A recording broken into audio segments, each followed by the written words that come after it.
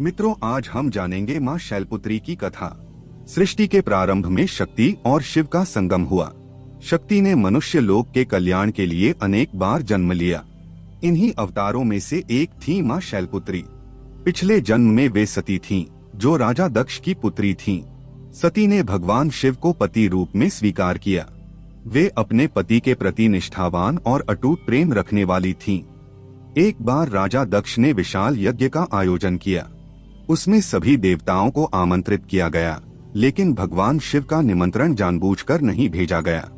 इसका कारण था कि दक्ष को शिवजी का तपस्वी स्वरूप और उनका रहन सहन पसंद नहीं था।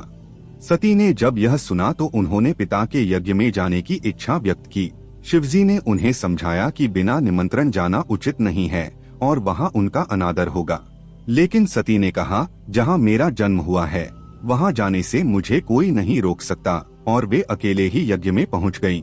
यज्ञ स्थल पर जाकर सती ने देखा कि चारों ओर भगवान शिव का अपमान किया जा रहा है। स्वयं उनके पिता भी कटु वचन बोल रहे हैं। यह दृश्य देखकर सती का हृदय टूट गया। उन्होंने सोचा, जिस शरीर ने मेरे पति का अपमान सुना उसमें जीना व्यर्थ है, और उसी क्षण वे यज्ञ अग्नि में कूद गईं और देह त्याग दी। भगवान शिव को जब यह समाचार मिला तो वे क्रोधित हो उठे। उन्होंने अपने जटाओं से वीरभद्र और कालिका को उत्पन्न किया और यज्ञ स्थल का विनाश कर दिया। इसके बाद वे सती के शरीर को लेकर दुखी होकर वन वन भटकते रहे। समय बीतता गया। पुनर्जन्म में सती ने पर्वतराज हिमालय के घर जन्म लिया।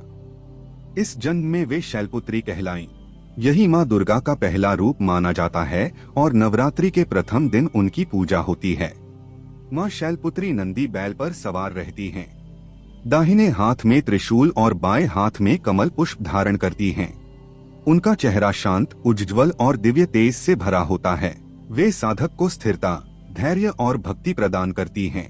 माँ शैलपुत्री को नवरात्रि के पहले दिन पूजने का कारण यह है कि साधक की आध्यात्मिक यात्रा यहीं से प्रारंभ होती है। उनकी उपासना से मनुष्य अपने भीतर का नकारात्मक भाव दूर कर पवित्रता और शक्ति प्राप्त करता है।